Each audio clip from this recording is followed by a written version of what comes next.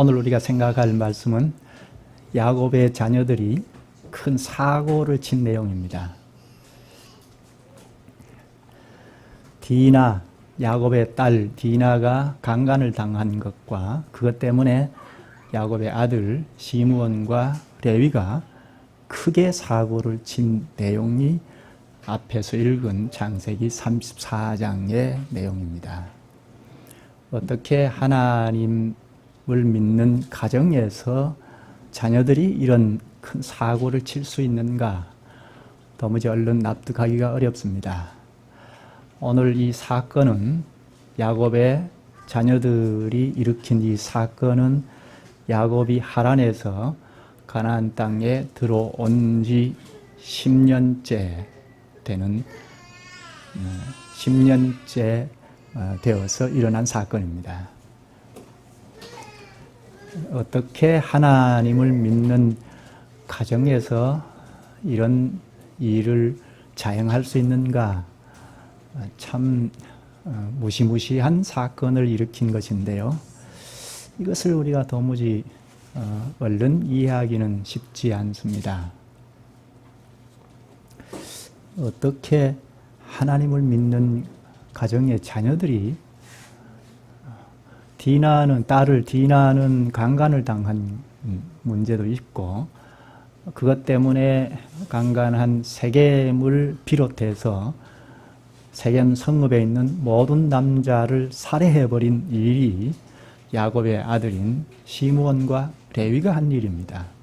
그것도 모자라서 그 성읍에 있는 모든 연약한 자들, 어린아이들, 여성들 할 것 없이 다 약탈을 하고 그 성읍에 있는 모든 가축과 재물들을 다 약탈해 버렸습니다. 이런 큰 사건을 일으킨 것이 어쩐 일인가, 무엇 때문인가 우리가 얼른 쉽게 납득하기는 어렵습니다. 이 사건 자체는 우리가 잘 알고 이해할 수 있습니다만 그 이면에 담겨 있는 내용 또 오늘 우리에게 가르치고자 하신 하나님의 뜻이 무엇인지 얼른 알기는 쉽지 않는데요. 잘 살펴볼 필요가 있습니다.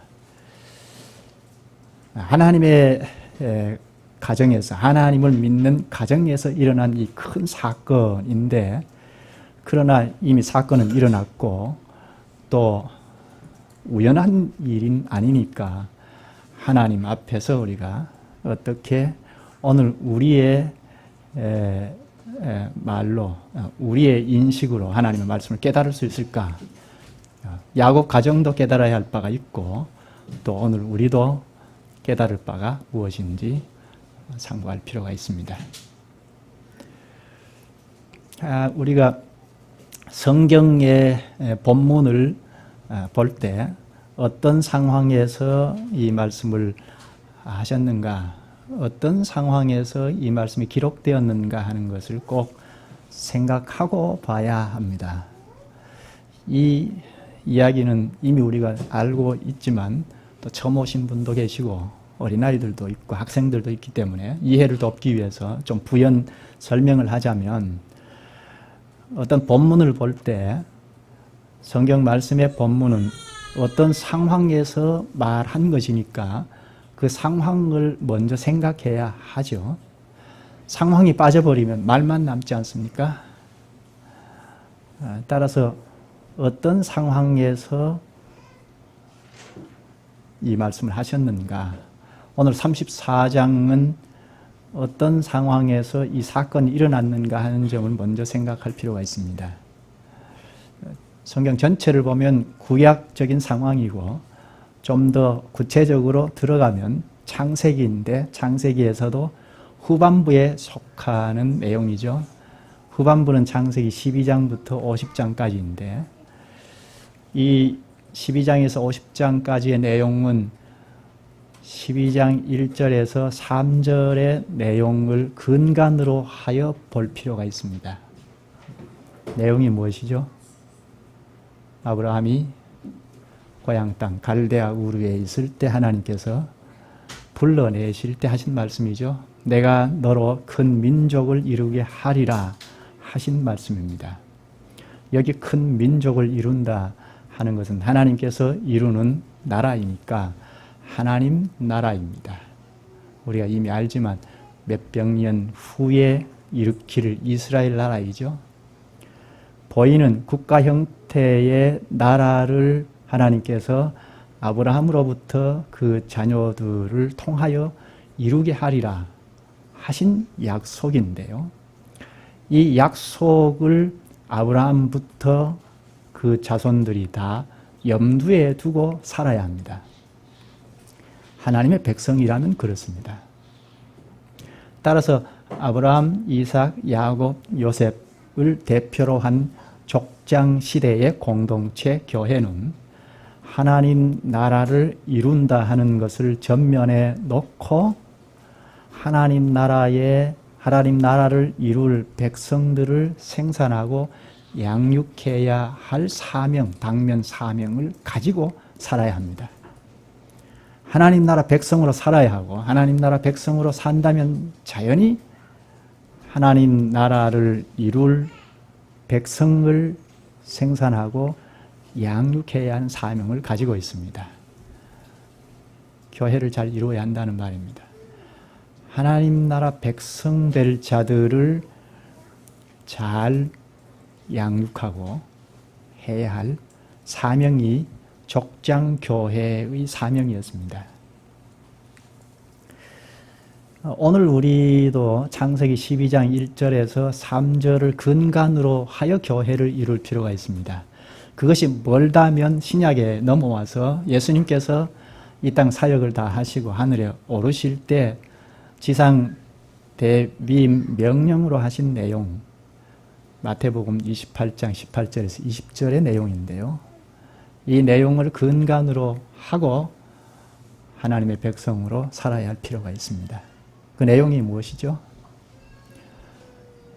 28장 18절에는 예수님께서 내가 아버지로부터 하늘과 땅의 모든 권세를 부여받았다 하신 말씀을 하시고, 그리고 만방의 복음을 증거해서 제자를 삼아 삼위 하나님 이름 안으로 세례를 주라 하시죠. 그리스도와 연합한 세례를 주라 하시고, 그래서 그리스도의 연합체를 이루면, 교회를 이루면 내가 분부한 모든 것을 가르쳐 지키게 하라 하셨습니다. 주님께서, 그리스도께서 분부한 모든 것을 가르쳐 지키는 교회를 세상 끝날까지 항상 함께 있으리라 하시고 하늘에 오르셨습니다. 따라서 사도들로부터 오고 오는 모든 그리스도의 몸체인 교회는 그리스도께서 분부한 모든 것을 가르치고 지키는 당면 사명이 있습니다. 그리스도께서 분부하신 모든 것이 무엇이라고 했죠? 우선 당장은 그리스도께서 가르치신 말씀들, 교훈들, 그리고 그리스도의 행적들, 이게 사복음서에 다 담겨 있죠. 그리고 그리스도의 행적을 사도들이 설명으로 기록한 계시가 서신서입니다. 그러니까 신약 전체 내용이 그리스도께서 분부한 모든 것이라 할 수 있습니다. 그뿐만 아니라 누가복음 24장 44절에 보면 구약의 그리스도를 가리켜 기록된 것이라 합니다. 구약 성경 말씀은 그리스도를 가리켜 기록된 말씀이라고 하니까 구약 성경도 그리스도께서 분부한 모든 것에 포함이 된다고 할 수 있죠. 그럼 구약, 신약 할 것 없이 그리스도께서 분부한 모든 것인데, 이것을 그리스도와 연합한 세례를 받고 그리스도의 몸체로 형성한 교회는, 우리는 그 그리스도의 말씀, 하나님의 말씀을 이쪽 저쪽 자꾸 배우고 깨달아서 지키고 가야 할 사명이 있습니다. 그렇게 그리스도의 말씀을 잘 깨달아서 순종하고 가면 하늘 보좌 우편에 계신 그리스도께서 우리를 수족으로 사용하셔서 하나님 나라를 확산시켜 가십니다. 지금 하나님 나라 그리고 교회라는 말을 번갈아 가면서 사용했는데요. 하나님 나라는 무엇이고 교회는 무엇입니까? 교회는 무엇이고 하나님 나라는 무엇입니까? 교회는 그리스도와 연합한 지체들의 연합체가 교회입니다. 머리이신 그리스도의 다스림을 받아서 순종해 나가는 그리스도의 지체들의 연합체가 교회이죠. 하나님 나라는 그리스도의 다스림을 받는 지체들의 삶의 영역이 하나님 나라입니다. 그리스도의 몸체를 이룬 우리가 분자들이 다 흩어져서 삶을 살아가는 가정이 그리스도의 다스림을 받아가는 가정이면 그게 하나님 나라이죠. 우리 직업 현장에도 그리스도의 다스림을 받아서 내가 활동하는 영역이면 그것이 하나님 나라입니다. 이렇게 교회와 하나님 나라를 생각할 수 있고, 우리가 마태복음 28장 18절에서 20절 내용을 근간으로 하여 교회를 이룰 필요가 있는데, 더 거슬러 올라가면 창세기 12장 1절에서 3절의 내용이라고 볼 수 있습니다. 특히 족장 시대에 오늘 본문에 나오는 야곱 가족은 하나님 나라를 아브라함에게 하나님께서 약속하신 것을 잘 이어받아서 하나님 나라를 이루기 위하여 하나님 나라를 전면에 두고 그 나라를 이룰 백성들을 자꾸 생산하고 양육해야 할 사명을 걸머쥐고 있습니다. 그래서 야곱 일행들이 하란에서 거기서 따로 외삼촌으로부터 독립을 해서 따로 살아갈 수 있지 않습니까? 그런데 그렇지 않고 하나님께서 가나안 땅으로 가라 하는 명령을 받아서 지금 가나안 땅에 입성했습니다. 그래서 가나안 땅에 들어와서 세겜에 정착을 해서 산지 10년 만에 지금 이 사건이 일어났습니다. 오늘 34장의 내용은 야곱의 일행들이 가나안 땅 세겜에 입성하여 10년 이후에 일어난 사건입니다. 야곱의 일행들이 가나안 땅에 온 목적이 무엇이죠? 하란에서 독립적으로 살 수 있으나 가나안 땅에 온 목적은 하나님 나라 사명을 전면에 두고 당면 사명인 하나님 나라 백성들을 자꾸 생산하고 양육하고, 그래서 공동체를, 교회를 잘 이룰 사명을 걸머쥐고 가나안 땅에 온 것입니다. 이 사명이 아니면, 다른 말로 구원의 백성으로 살기 위하여 당신은 가나안 땅에 있어야 합니다. 하나님 나라 백성으로 살기 위하여 하란에 있지 않고 가나안 땅에 온 것입니다. 하나님 나라 사명을 위하여 혹은 교회를 잘 이루기 위하여 가나안 땅에 들어왔는데 이 가족이 사건을 일으켰습니다. 무엇 때문에 이런 끔찍한 사건을 일으키게 되었는가? 이것은 그 원인을 잘 살펴볼 필요가 있죠. 겉으로 나타난 눈에 보이는 것만 보고 판단하면, 속단하면 잘못된 판단이 되죠. 무엇 때문에 이런 큰 사건을 일으켰는가 하는 그 이면의 내용을 잘 살펴볼 필요가 있습니다. 우리의 문제도 그렇습니다. 어떤 문제를 볼 때 그 문제를 그 눈에 보이는 대로 보고 판단하면 속단이 되어서 잘못됩니다. 그 이면에 그 사람 안에 무엇이 움직여서 저런 일을 발생시켰는가 하는 것을 생각하면 제대로 잘 분별할 수가 있죠. 오늘 내용도 그렇습니다. 본문 이 34장 1절을 보면 야곱의 딸 디나가 가나안 여인들을 만나러 나갔다고 합니다. 2절에는 세겜이 이 디나를 강간했다고 합니다. 야곱이 자기 딸을 혼자서 가나안 여인들을 만나러 나가게 내버려 뒀다는 것은 좀 의문입니다. 가나안 여인에 대해서는 아브라함도 좋지 않게 생각하지 않았습니까? 그래서 아들 이삭의 아내를 삼을 때 하란으로 가서 리브가를 얻어서 아내로 삼지 않았습니까? 가나안 여인에 대한 생각은 아주 좋지 않게 생각하고 있었습니다. 그 아들 이삭이나 리브가도 마찬가지입니다.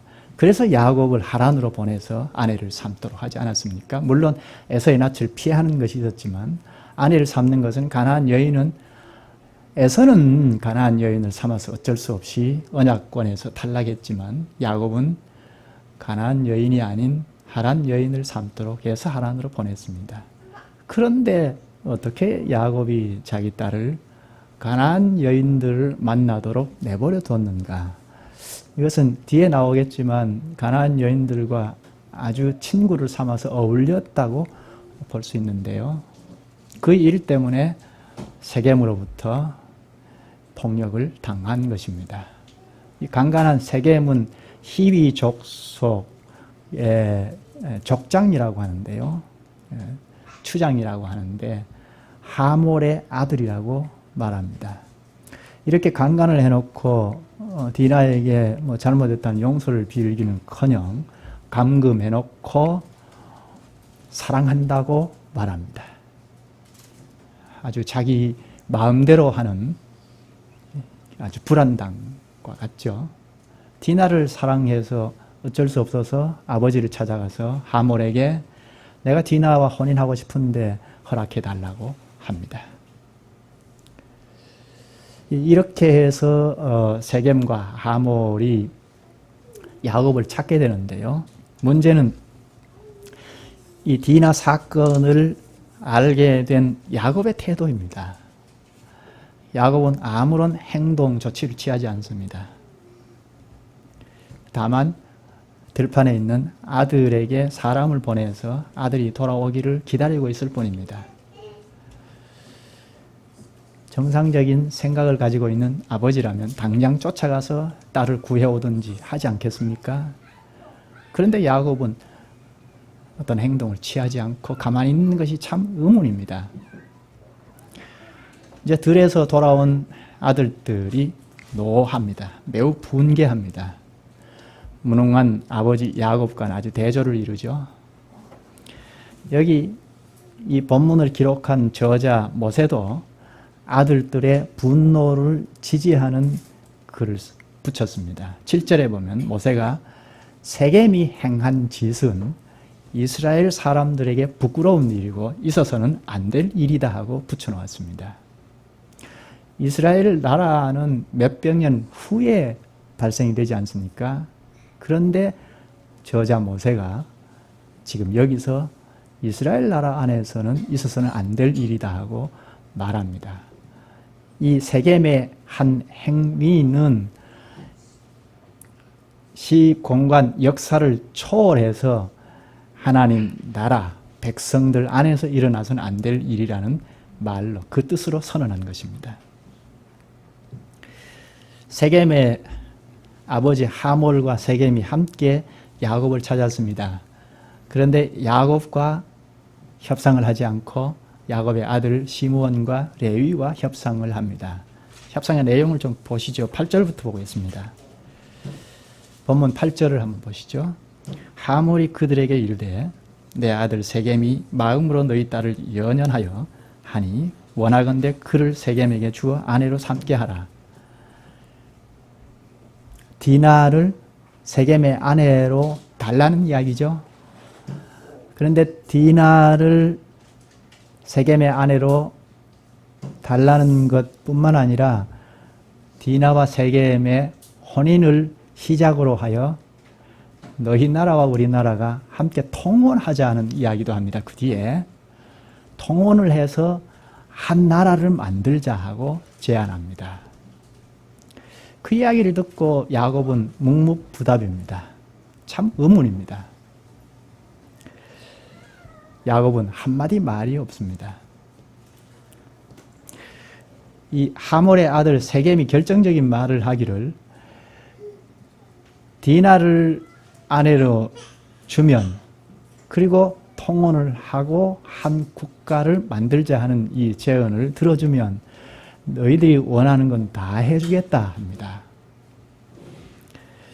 이 사람들이 협상을 한 내용이 무엇이죠? 디나를 세겜의 아내로 달라는 것뿐만 아니라 디나와 세겜이 혼인하는 것을 시작으로 해서 통혼하자고 하고 한 국가를 만들자고까지 한 거죠. 이 문제는 야곱의 태도가 문제인데 야곱은 묵묵부답이고 이제 두 아들 시므온과 레위의 태도가 중요합니다. 뭐라고 합니까? 시므온과 레위가 중요한 조건을 제시합니다. 14절에서 17절까지 보면 세겜으로부터 너희 남자들은 할례를 받지 않았으니까 우리 딸 디나를 줄 수 없을 뿐만 아니라 우리의 딸들을 줄 수 없다고 이야기하죠. 그러므로 너희 남자들이 다 할례를 받으면 디나를 줄 뿐만 아니라 통혼하자. 그래서 한 국가를 만들자 하고 할례를 조건으로 제시합니다. 아들들이 할례를 조건으로 해서 통혼하자고까지 한 국가를 만들자고까지 제언하는 것에 화답을 했는데도 야곱은 가만히 있습니다. 참 의문입니다. 이 제언에 하몰과 세겜은 좋게 받아들입니다. 세겜은 말할 수도 없죠. 디나를 사랑해서 사랑에 빠졌으니까 무엇인지 못하겠습니까? 이렇게 해서 좋게 생각하고 받아들여서 하몰과 세겜이 성읍으로 돌아가서 남자들을 다 설득을 시킵니다. 이 내용을 그대로 설명을 하고 설득을 하니까 이 세겜의 성읍 사람들이 다 한 사람도 반대하지 않고 지지를 합니다. 그 내용이 24절에 한번 보십시다. 성문으로 출입하는 모든 자가 하몰과 그의 아들 세겜의 말을 듣고 성문으로 출입하는 그 모든 남자가 할례를 받으니라. 한 사람도 반대하지 않고 전부 할례를 받았습니다. 이제 문제는 지금부터입니다. 할례를 받고 3일째가 되니까 시몬과 레위가 칼을 들고 가서 그 남자들 다 살해해버립니다. 엄청난 일을 저질렀습니다.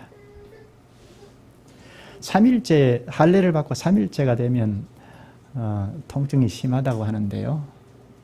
3일째가 되어서 할례를 받은 모든 남자들 다 살해해버렸습니다. 그리고 디나를 구출해 왔습니다. 거기서 멈추지 않고 남아있는 노약자들, 어린아이들, 여성들을 다 살해했습니다. 그리고 가축과 모든 재산들을 다 약탈해 왔습니다. 이런 엄청난 보복 사건을 일으켰습니다. 보복 정도가 아니죠.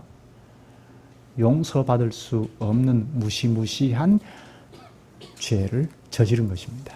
이것이 야곱의 아들들이 행한 짓입니다. 더 큰 문제는 이렇게 무자비한 무시무시한 살인극을 벌인 것이 계획적이었다는 것입니다. 우발적이 아닙니다. 할례를 받으면 디나를 줄 뿐만 아니라 통혼해서 한 국가를 만들자 하고 거짓으로 속임수로 제안한 것 아닙니까? 속여서 살해할 계획을 미리 세우고 행한 짓입니다. 이 속임수에 야곱도 감쪽같이 속았습니다. 속임수의 달인이라고 할 수 있는 야곱도 이 아들의 속임수에 속았습니다. 이 야곱의 아들들이 나중에 요셉으로 말미암아 아버지를 또 한 번 속입니다. 여기서 우리가 볼 것이 무엇일까요? 먼저는 말할 것 없이 야곱의 아들 레위와 시므온의 잘못입니다. 이런 끔찍한 일을 저질렀다는 그 자체가 하나님 앞에 큰 범죄 행위입니다. 그런데 무엇보다도 거룩한 할례 제도를 사용하여 범죄를 저질렀다는 것이 이거는 용서받을 수 없는 죄악입니다. 물론 당시 이방인들도 할례를 행했습니다. 그런데 하나님께서 할례 제도를 제정해 주신 것은 이방인들이 하는 그 할례를 그대로 사용한 것이 아니고 거기에 정신을 담아 주셨습니다. 무엇입니까? 창세기 17장에서 할례를 제정하지 않았습니까? 그걸 제정할 때 생식기의 표피를 잘라낸다 할 때 그것은 죄악을 잘라내버린다. 그래서 새 사람이 된다 하는 표시로 주신 것입니다. 할례는 옛사람은 잘라내버리고 없어지고 죽고 없어지고 새 사람이 되었다는 표시로 준 것입니다. 거기서 더 나아가서 언약의 징표로 준 것입니다. 언약의 표징이 무엇입니까? 하나님께서 약속하신 것은 틀림없는 것이다. 반드시 이루신다는 표시입니다. 하나님을 믿으면 구원의 백성이 된다 하는 약속이 틀림없다 하는 표시로 할례를 제정해 주셨습니다. 오늘로 말하면 예수 그리스도를 믿음으로 예수 그리스도와 함께 하늘에도 앉는다, 구원 얻는다. 이 약속이 그리스도를 믿음으로 구원 얻는다 하는 이 약속이 틀림없다 하는 표시로 세례를 제정해 주신 것 아닙니까? 그러니까 세례나 할례는 언약의 표징입니다. 왜 약속만 하면 되지 왜 이런 표시도 주셨습니까? 이것은 우리의 연약함 때문입니다. 우리가 마귀의 유혹을 받아서 하루에도 몇 차례 회의에 빠지기도 하고 갈등이 생기기도 하는데 그래서 하나님의 약속을 따르지 못할 경우가 있는데 그래서 하나님께서 약속이 틀림없다 하고 약속하실 뿐만 아니라 표징도 주셔서 이 표시를 봄으로 세례를 받은 것을 인식함으로 하나님의 약속이 틀림없다. 굳게 믿고 주님의 백성 노릇할 수 있도록 하신 것입니다. 이렇게 하나님의 약속을 굳게 믿고 하나님의 백성 노릇할 수 있도록 사명을 수행할 수 있도록 하신 이 할례 제도를 야곱의 아들이 이용했다는 거짓말하는 데 사용했다는 것이 큰 범죄 행위입니다. 거룩한 할례 제도를 속임수에 이용한 것은 신성 모독한 죄입니다. 또한 이 할례를 받은 모든 성읍 남자들을 다 죽여버렸으니 큰 살인죄이고 그것도 모자라서 여인들 어린아이들까지 다 살해한 것은 큰 살인이죠. 모든 재산 소유들을 다 약탈한 것은 있을 수 없는 도둑질입니다. 아들들은 용서받지 못할 죄를 저지른 거죠. 그런데 더 큰 문제는 야곱의 태도 문제입니다. 이런 큰 사건을 대하는 태도를 우리가 잘 보면 앞에서 몇 가지 의문이 보이지 않습니까? 잘 살펴보면 야곱의 문제가 참 큽니다. 우리가 어떤 사건을 볼 때 주범을 잘 봐야 하지 않습니까? 현상만 보면 잘못 분별하죠. 그 사건 배후에 주범을 잘 봐야 하는데요. 여기 오늘 34장의 사건도 마찬가지입니다. 먼저는 두 아들의 잔혹한 행위에 놀란 야곱이 이 아들들을 질책하는 것을 한번 보십시다. 30절인데요. 야곱이 시므온과 레위에게 이르되 너희가 내게 화를 끼쳐 나로 하여금 이 땅의 주민 곧 가나안 족속과 브리스 족속에게 악취를 내게 하였도다. 나는 수가 적은즉 그들이 모여 나를 치고 나를 죽이리니 그러면 나와 내 집이 멸망하리라. 여긴 내게 화를 끼쳐 또 악취를 내게 하였도다. 어려운 말인데요. 이 아들들의 잘못을 질책하고 꾸짖는 일인데 그러나 그것이 핵심은 아닙니다. 잘 읽어보면 너희가 내게 화를 끼쳤다 하고 너희가 나를 더 어렵게 만들었다 합니다. 이 꾸짖는 핵심은 그것입니다. 야곱 자신을 어렵게 만들었다 하는 이것이 핵심입니다. 원주민들과 잘 지낼 수 있었는데 너희들 때문에 내가 지금 곤란하게 되어버렸다. 그래서 이제는 원주민들과 함께 10년간 살았는데 이제 살 수 없게 되어버렸다. 그런 의미 아니겠습니까? 오히려 이제는 원주민들이 우리를 공격하면 이제 속수무책으로 우리 가정은 무너지게 생겼다. 그 얘기 아닙니까? 지금까지 10년 동안 세겜에 들어와서 하란에서 세겜에 들어와서 10년간 잘 지냈는데 그런데 이제 곤란하게 되어버렸다는 것입니다. 이것은 아들들의 잘못이 범죄 행위다 하고 질책하는 이야기가 아니죠. 질책하는 핵심은 야곱 자신이 곤란하게 되어버렸다는 것입니다. 물론 세상 사람들과 평화롭게 잘 지내야 하죠. 하나님께서도 모든 사람과 더불어 화목하라 하셨습니다. 그러므로 가나안 원주민들과도 잘 지내야 할 필요는 있습니다. 그런데 야곱은 그 주님의 말씀의 한계를 훨씬 벗어나서 그들과 하나 되려고 한 것입니다. 언약민인데 반드시 구별해서 살아야 함에도 불구하고 구별하지 아니하고 오히려 화친하고 일치하려고 했다는 것이 분명합니다. 그것은 어디에서 알 수 있습니까? 딸 디나가 가나안 여인들과 어울려서 친구 삼아서 지내는 것도 야곱이 묵묵부답인 것을 보고 알 수가 있고, 그리고 이 사건이 일어나고 세겜과 하몰이 와서 협상을 할 때 내용이 디나와 세겜이 혼인하는 것을 기점으로 해서 통혼을 하자, 한 나라가 되자 했을 때도 야곱이 가만히 있었다는 데 대해서 짐작할 수 있죠. 그리고 더 나아가서 레위와 시므온이 그 타협하는 타협 안에 할례를 조건으로 해서 하나 될 수 있다고까지 했음에도 불구하고 야곱이 말리지 아니하고 가만히 있었던 것을 볼 때 가나안 족속들과 10년 동안 얼마나 잘 지냈는가 하는 것을 충분히 짐작할 수 있죠. 전혀 구별된 언약민으로 언약 공동체를 세워가지 못했다는 것을 충분히 짐작할 수가 있습니다. 이런 문제는 이미 바로 앞장 33장에서 볼 수가 있습니다. 잠깐 볼까요?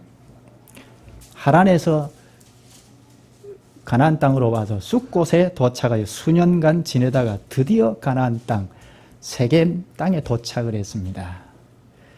33장 18절을 볼까요? 야곱이 바단 아람에서부터, 바단 아람은 하란이죠.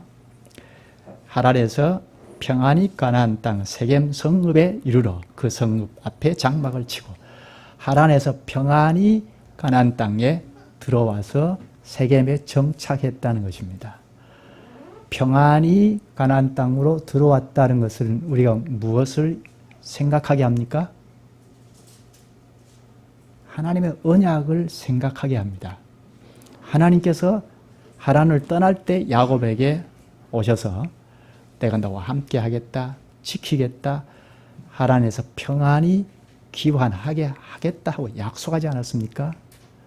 그런데 지금 바단 아람에서 평안히 가나안 땅에, 세겜 땅에 입성했다, 정착했다 하는 것을 말하는 것은 하나님께서 베델에서 약속한 것을 다 지키셨다는 말 아닙니까?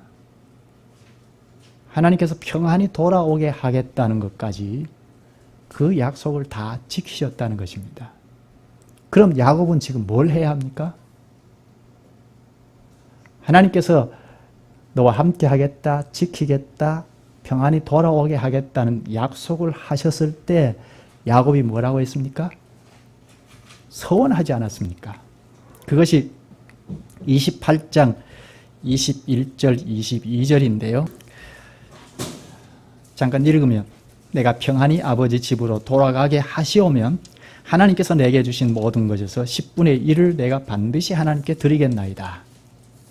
세겜에 도착하여 먼저 할 일은 베델에 올라가서 하나님께서 그동안 쏟아 부어주신 재산의 11조를 드리면서 예배를 드려야 합니다. 그런데 가나안 땅에 무사히 도착했음에도 불구하고 세겜 땅에서 그 땅을 샀다는 이야기를 합니다.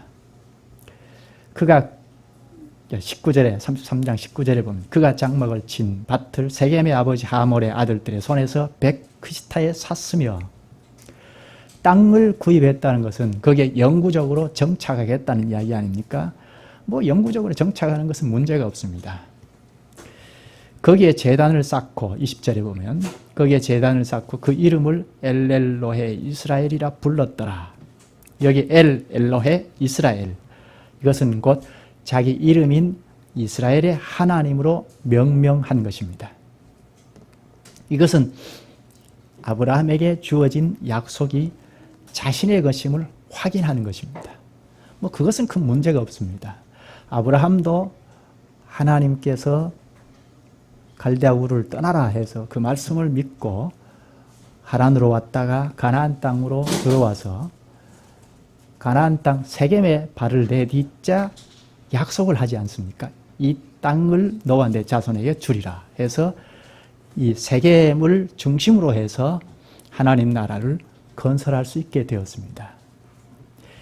야곱이 지금 세겜에 와서 땅을 구입했다는 것은 아마 아브라함에게 약속하신 하나님의 약속을 믿고 자신도 이 세겜에서부터 아브라함에게 약속하신 그 약속을 하나님 나라를 실현해 나가면서 점점 확장해 가야 하겠다는 생각을 했을 수 있습니다. 여기까지는 괜찮습니다. 그런데 문제는 그 다음에 베델에 올라가서 서원한 11조를 바치면서 예배를 드려야 함에도 불구하고 그러지 않았다는 것입니다. 10년 동안 그렇게 하지 않았습니다. 오히려 불신자들과 짝하고 10년 동안 잘 지냈습니다.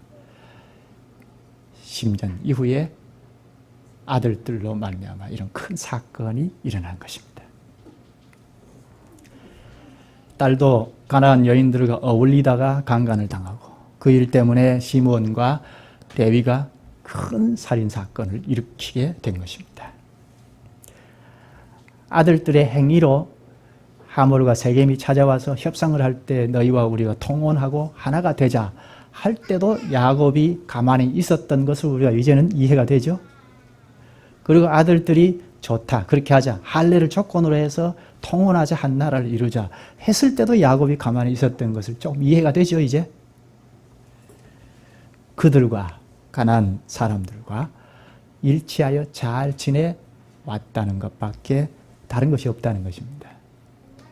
언약민으로서 언약 공동체를 세워가는 일을 하지 않았다는 것을 볼 수가 있습니다. 오늘 사건에 숨어있는 그 주범은 야곱입니다. 우리가 사건을 볼 때는 그 사람 이면에 숨어있는 것을 봐야 하는데 어떤 사건에 숨어있는 이면을 봐야 하는데 오늘 야곱의 자녀들이 일으킨 사건의 주범은 야곱에게 있습니다.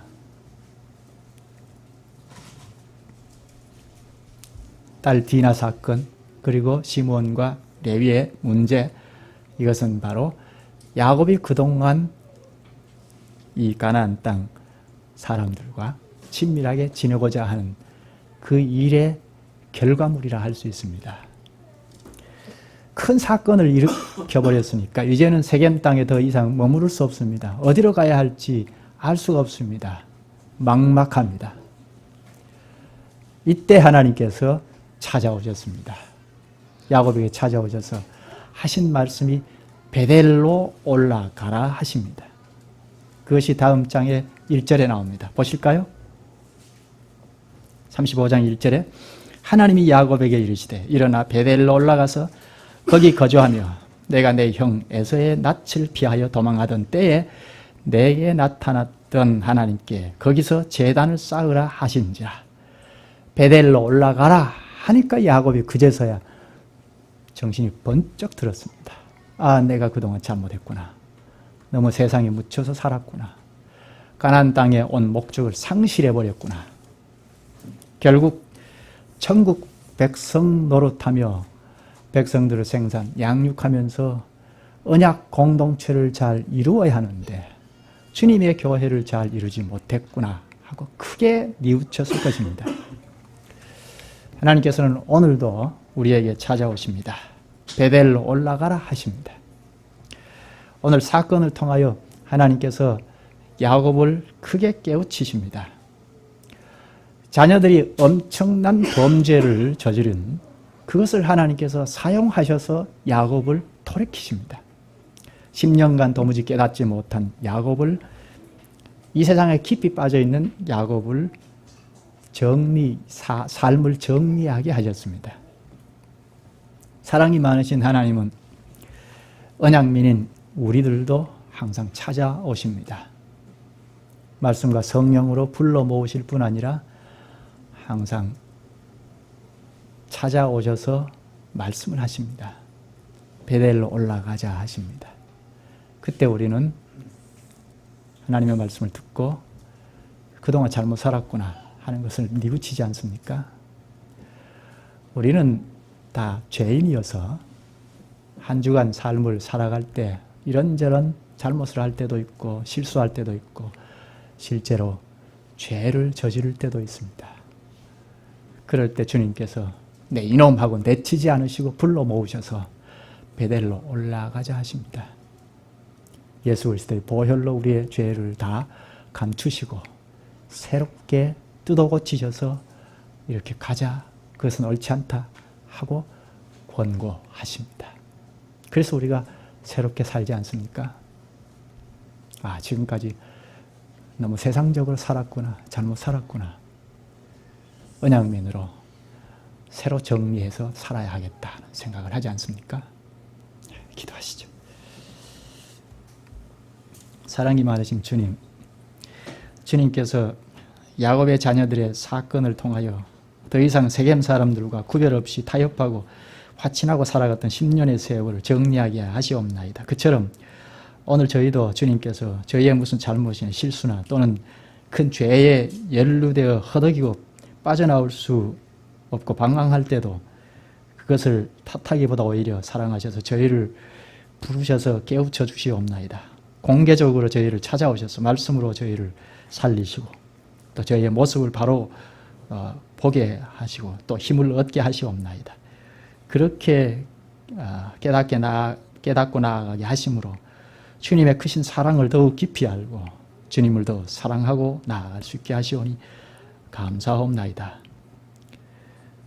예수님 이름으로 기도하옵나이다. 아멘.